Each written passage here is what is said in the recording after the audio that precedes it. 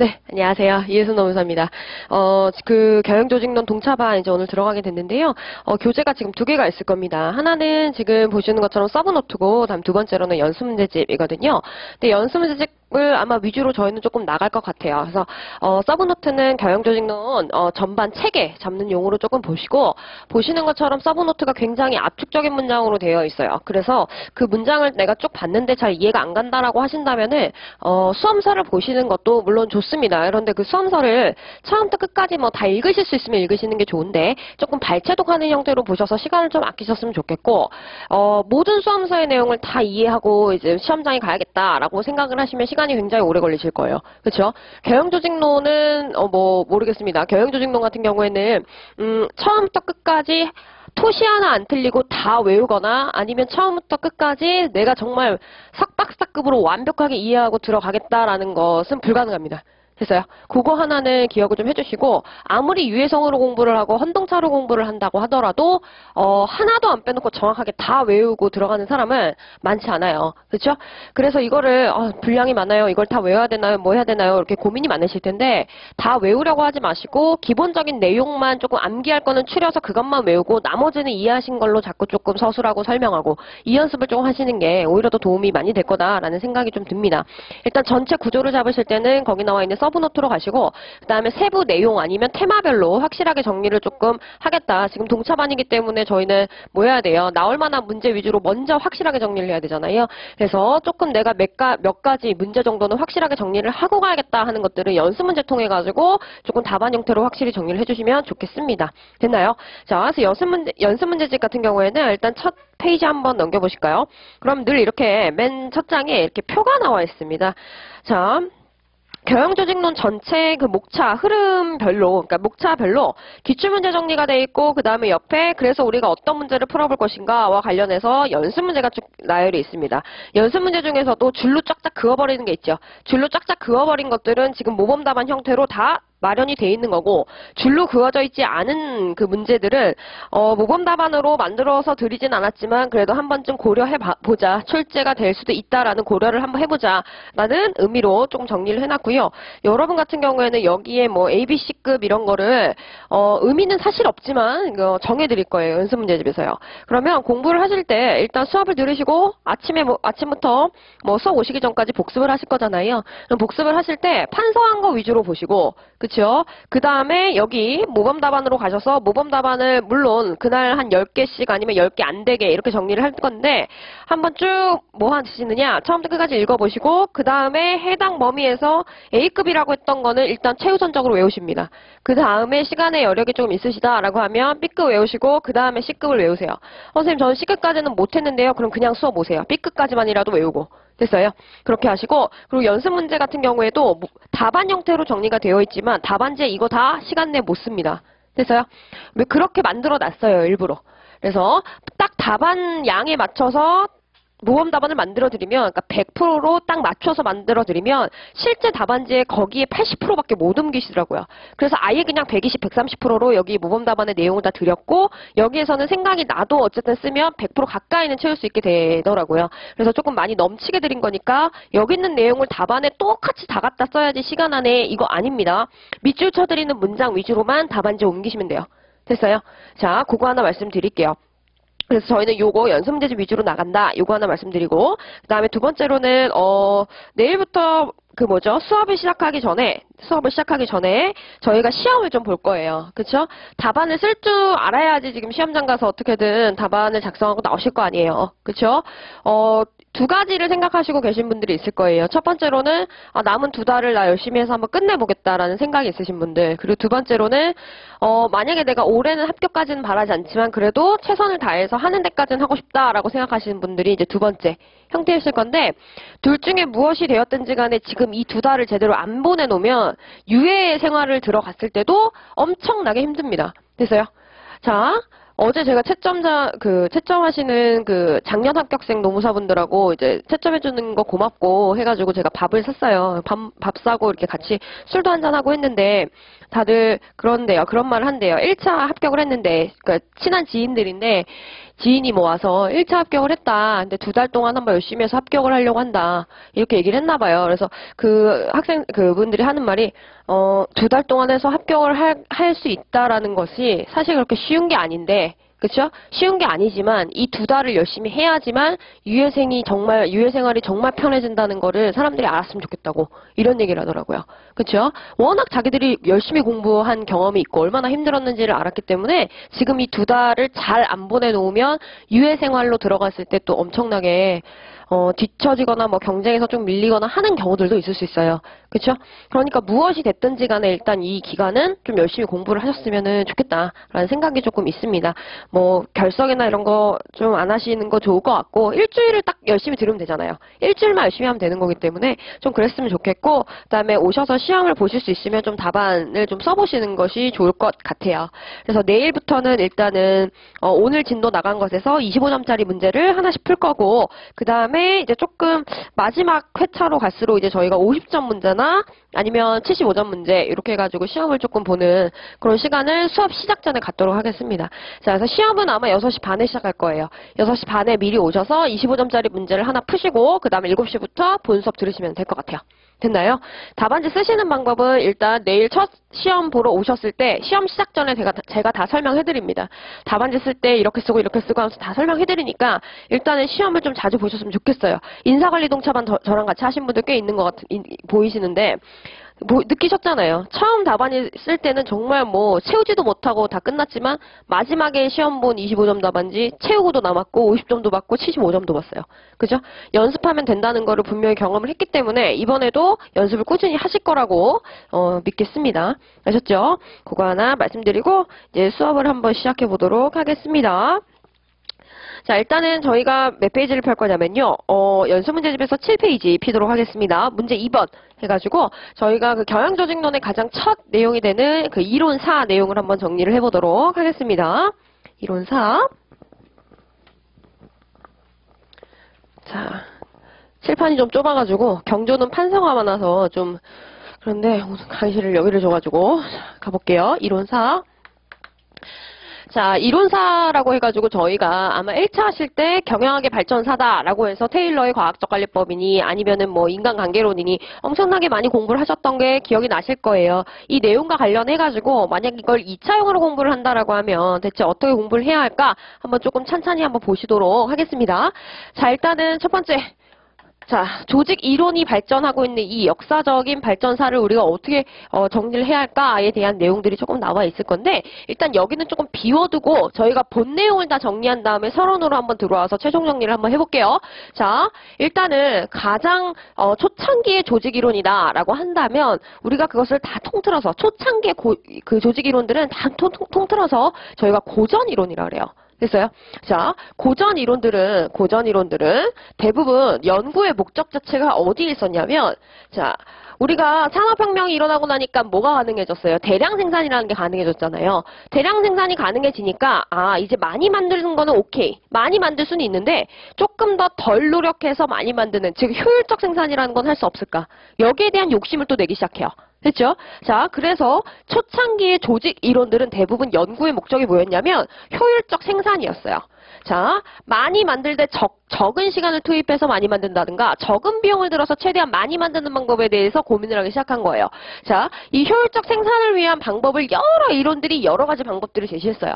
대표적으로 이 고전 이론에 해당하는 이론이 사실 3가지 이론이 있어요. 첫 번째로는 테일러의 과학적 관리법이라는 게 있습니다. 아시죠? 과학적 관리법 테일러입니다. 테일러. 자, 테일러 같은 경우에는 자, 뭐라고 이야기를 하느냐? 효율적 생산이라는 걸 하기 위해서는 뭐를 해야 된다? 과업 자체를 과학적으로 이제 관리를 해야 된다. 이런 얘기를 해요. 그래서 과학적 관리법이라고 하거든요. 자, 과업에 대한 과학적 관리만이 효율적 생산으로 간다라고 이야기를 하는데 대체 과업 관리를 어떻게 해야지만 효율적 생산이 된다는 거냐? 이게 바로 이론의 주요 내용이 돼요. 자, 그럼 과업 관리 자체에 대해서 우리가 한번 내용으로서 살펴보면 얘는 먼저 첫 번째로 뭐라고 얘기를 하느냐? 하나의 직무라는 게 있으면 이 직무를 과업 단위로 쪼개자, 즉 분업하자. 아담 스미스가 국부론에서 이야기했던 그 분업의 원리를 그대로 뭐합니까? 그 효과를 다시 재확인해줘요.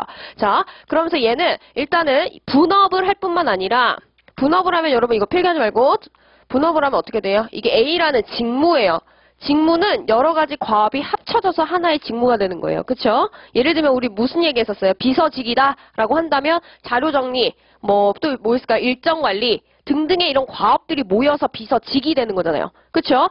자, 근데 옛날에는 한 사람이 하나의 직무를 맡았었어요. 한 사람이 여러 가지 일을 하는 거예요. 그렇게 되면 나는 뭐 하는 거예요? 자료 정리하다가 또 전화 오면 전화 응대해야 되고 또 뭐 일정 관리하라고 하면 또 일정 관리해야 되고 어떻게 됩니까? 여러 가지 과업을 자꾸 변환하는 과정에서 뭐가 발생해요? 시간 손실이 발생하는 거예요. 그렇죠? 그래서 한 가지 업무만 반복적으로 계속하게 만들면 당연히 어떻게 되죠? 이 사람은 그 업무만 계속하다 보니까는 뭔가 자기만의 뭐가 생겨요? 노하우가 생기고 그렇게 되면 이 업무 자체에 대해서의 숙련도가 올라가서 짧은 시간 안에 이 업무를 어떻게 한다? 더 효과적으로 많이 수행할 수 있다. 지금 요거거든요. 그래서 여기는 일단 아담 스미스가 이야기를 했던 분업의 원리에 따라서 직무를 다 뭐합니까? 과업 단위로 쪼갭니다. 됐어요? 과업 단위로 쪼개서 최대한 단순한 업무로 만들어 놓고 이 단순한 업무를 어떻게 해요? 한 작업자가 각각 담당하게 해서 뭐 한다? 반복적으로 수행하게 하는 거예요. 됐어요? 분업이라는 거는 요거예요. 직무를 단순 반복적으로 쪼개는 거라고요. 됐어요? 이렇게 단순 반복적으로 쪼개놓고 여기에서 끝나는 게 아니라 이건 아담 스미스가 이미 다 얘기했어요. 그죠? 그런데 테일러는 여기다 뭐까지 얘기를 하는 거냐면 표준화를 시켜야 된다라는 이야기를 해요. 자, 표준화는 각각의 과업을 수행할 수 있는 최적의 방법을 찾아서 뭐 하는 겁니까? 그대로 이 구성원들이 그 방식대로만 과업 수행을 하게 만드는 거예요. 표준화는 자, 일단은 과업 자체가 단순 반복적으로 이렇게 쪼개져야지만 구조화가 돼야지만 해당 과업 자체를 가장 효과적으로 수행하기 위한 최적의 작업 수행 방법을 찾아낼 수가 있고 그 최적의 작업 수행 방법대로 작업을 수행하게 만드는 거다. 이렇게 가시면 돼요. 자, 그러면 정리 한번 해볼게요. 분업이라는 것을 하고 그 다음 단순 반복적으로 만든 이 과업을 수행하는 이 작업자의 작업 행위, 작업 시간을 실제로 뭐합니까? 측정을 해보는 거예요. 그래서 왜 삽질을 저따구로 하느냐? 왜 저 삽질 하나 하는데 저렇게 시간이 많이 걸리지? 이렇게 생각하는 작업수행 행위나 작업수행 시간과 관련된 비효율을 테일러가 뭐한다? 다 제거하는 최적의 작업수행 방법을 제시하는 거예요. 표준화라는 형태로. 됐어요? 자, 그래서 분업이라는 걸 하고 그 다음에 두 번째로는 최적의 작업수행 방식과 그다음에 최적의 작업 수행을 위해서 요구되는 작업 도구라는 것을 뭐합니까? 모두 다 정해줍니다. 정해줘요. 삽질을 할 때 써야 되는 삽은 이거고 삽으로 흙을 팔 때는 45도 각도로 삽을 넣어서 몇 그램을 떠야 되고 이런 형태로 모두 다 정해주는 거예요. 됐어요? 이렇게 하게 되면 지금 작업 수행자는 어떻게 됩니까? 최적의 방식으로 이 해당 과업을 어떻게 하죠? 매일매일 하니까 뭐가 올라가요? 숙련도가 올라갑니다. 즉 전문성이 올라가는 거예요. 그래서 똑같이 8시간을 근무를 한다 하더라도 이 전문성이 올라간 종업원들은 어떻게 되겠어요? 8시간 안에 더 많은 물건을 일반 종업원보다 많이 만들어낼 수가 있게 되는 거예요. 됐어요? 자, 그래서 첫 번째 표준화라는 걸 해야 된다. 가장 메인은 그래서 이거예요. 이걸 하면 당연히 어떻게 된다? 과학관리가 과학적으로 되어서 효율적 생산이 가능해진다. 이겁니다. 됐어요? 자, 그 다음에 두 번째로 한 게 대체 뭐냐?